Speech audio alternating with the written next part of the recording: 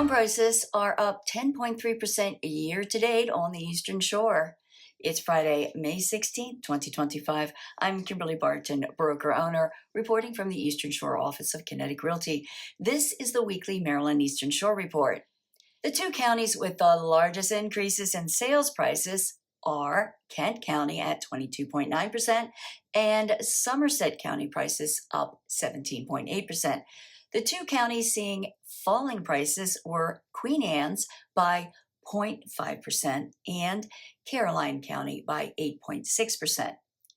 Inventory of available homes for sale on the Eastern Shore fell slightly to 2,057. Coming soon, homes fell 8.1% to 147 this report. 213 homes went under contract in 27 days, 6 days longer than last report. 126 homes settled at 96.9% list-to-sold ratio, with days on the market at 17 days. 100 homes are for lease, available at a median $2,175 a month.